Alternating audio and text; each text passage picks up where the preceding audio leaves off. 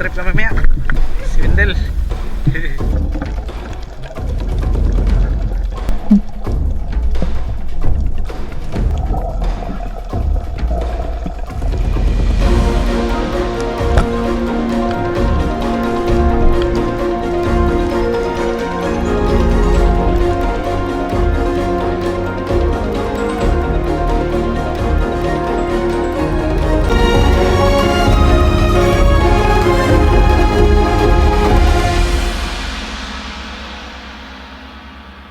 Kami maligo doon sa bulok-bulok. Dumiretso kami dito sa Nasag. Imingaw na kasi kami sa bulok-bulok. Napagkalinaw dito mga master. Kalmado ng dagat. Tara, dive. Shoutout kay Warren Pitardio Shark at kay Vince Fernandez at sa kanyang tito John Buds Badana. Shoutout din kina Robert Idan Abelo at kay Joseph Tagutungan sa Buiro Horo Horo. Mabuhay kayo mga master at God bless. At shoutout din pala kay Tabuso Leonard. Ayusin din natin pag-istorya natin mga master para maintindihan niya. Dahil masisira daw ang buhay natin, kasi masisira daw ang vlog natin kapag hindi natin inaayos. Kaya copy po master, i-adjust na natin ang pag-istorya natin. Kaya dapat lang talaga na pinanggain natin yung mga viewers natin. Dahil kung wala sila, wala tayo sa mundong ito. Sa mundo ng pagbablog. Shoutout din pala sa lahat ng mga viewers natin. Walang sawang, tinatanaw ang ating mga vlog. Shoutout din kay Aljon, Terry Sabordino. Maghimo daw tayo og video kung unsaon pagdugay sa ilalom. Kung giunsaw daw natin pagdugay sa ating breath hold sa pagsugod pa natin. Kakahiya namang tubagon ang tanong na yan mga master, dahil ako ay isang profesional na pre-driver lamang. Ang aking lisensya ay galing lang sa LTO at mataas lang ang ating utong kapag tayo ay nalilibang. Pero syempre, dahil mahal natin ang ating mga viewers, ay tutubagin natin ang pangutana na yan. Baguhan pa lang ako sa panunusok mga master at nasa 2 tuig pa lang ako sa larangan ng panunusok. Tandang-tanda ko pa noon, nung bata pa ako, nung nagsisimula pa ako, ay nasa hanggang tuhod lang kami nanunusok. At itong mga ganitong buntog lang ang makuha namin. Pero sobrang lipay na namin noon kapag nakukuha kami ng mga buntog. Hanggang sa nakaabot na tayo ng medyo lalom-lalom, mula sa 3 kadupa hanggang 20 kadupa at nakatusok na tayo ng mga higanting lapu-lapu. Ang sikreto dyan mga master, para magdugay ka sa ilalom ay huwag ka talagang guminhawa. Dahil kapag guminhawa ka ay makakainom ka talaga ng maraming tubig at malulumos ka talaga. Pero mayroon pa akong kaunting sikreto na isasaba sa inyo. Ang sikretong ito ay tinuro pa sa atin ng isang Italianong freediver na si Alessandro. Kung naalala nyo yung foreigner na nakasabay natin mga master doon sa Tungatok, kaya tapusin nyo ang video na ito. Kaya samahan nyo kami sa second dive namin mga master dito sa Tungatok, dahil dito natin isasaba yung kaunting sikreto na natutunan natin. Ato mga master, kami ngayon.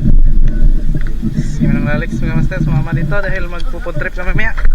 Si Wendel, si Romar mga master, si Butoy, Julas mga master, si Cook, si Nakloy, Bro, Raymond, karami mga master.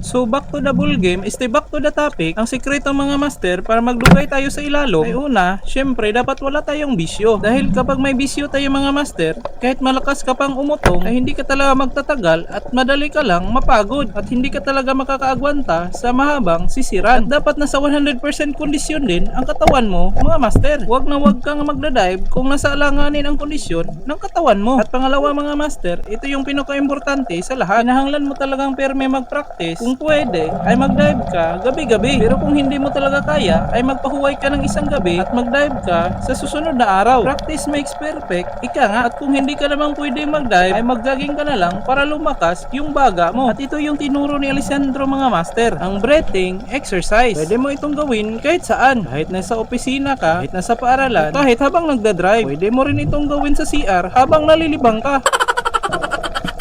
Una mga master ay dapat huminga ka ng malalim, pero ang gagamitin mo sa paghinga ay iyong bibig at huwag mong dakuan ang pagbuka ng iyong bibig. Parang ganito lang mga master. Umigop ka ng maraming hangin hanggat kaya mo at pagkatapos ay huwag mong ibuga kaagad. I-exhale mo ito ng hinay-hinay. Parang ganito mga master. Ulitin mo lang ito ng ilang beses hanggang ma-ready na yung baga mo. At pagkatapos na ma-ready yung baga mo, pwede ka nang mag-practice ng breath hold. Kumuha ka ng stopwatch at bilangan mo kung ilang segundo ang makakaya mo. Huwag mong biglain, baka makuratan ka, at magsimula ka muna ng 30 seconds. At pagkatapos ay magpahuway ka 2 times ng breath hold mo. Kung 30 seconds ka nagsimula ay magpahuway ka ng 1 minuto. At pagkatapos ay mag-breath hold ka ulit, dagdagan mo ng 10 seconds. Di bali 40 seconds na ang bibilangan mo sa stopwatch sa pangalawang breath hold mo. At pahinga ka ulit ng 2 times sa breath hold mo. Ulit-ulitin mo lang ang proseso na ito hanggang umabot ka ng ilang minuto. Pero wag mong pupugusin kapag hindi na kaya dahil baka mautas ka. Gawin mo lang ito paulit-ulit araw-araw at sigurado ako bawat linggo ay may improvement ka talaga. Sa susunod na buwan ay maaabot mo na ang 20 kadupak. Huwag mo rin kalimutan mga master na kapag nasa ilalim ka ay dapat nakarelax ka lang. Huwag kang masyadong mangusog at huwag kang maghuna-huna nang hindi maayos. Dapat enjoy mo lang ang ginagawa mo at huwag kang kulbaan doon sa ilalim. Dahil kapag kinulbaan ka ay lalakas yung heartbeat mo at mahuhutdan ka talaga ng hangin. At syempre dapat sapat din yung recovery time mo. Huwag sisisid agad kung hindi pa naka-recover para iwas sa blackout. Syempre dapat matunan mo rin kung paano mag-equalize. Yan lang muna ang masishare ko sa inyo mga master dahil medyo napahaba yung explanation natin. At sana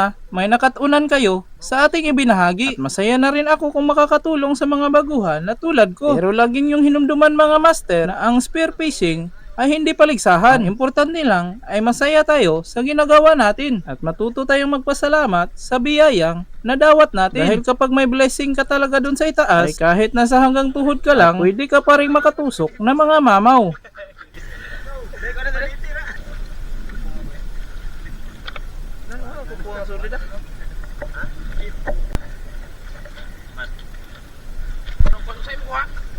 At yan na nga ang mga swaki na nakuha namin. At pinaras na rin ng mga kauban natin ang mga isda dahil magpo-food trip na naman kami. Sa wakas ay makakatikim na rin tayo ng masarap na sabaw. Gimingaw na rin tayo sa sabaw at matagal na rin tayong nakahigop nito. Buti na lang ay may marami tayong kasamahan na umuban sa atin at may maghahanda sa sabaw. Kaya lalagyan na naman natin ng music mga master para maglaway na naman yung mga marites na nanonood sa atin.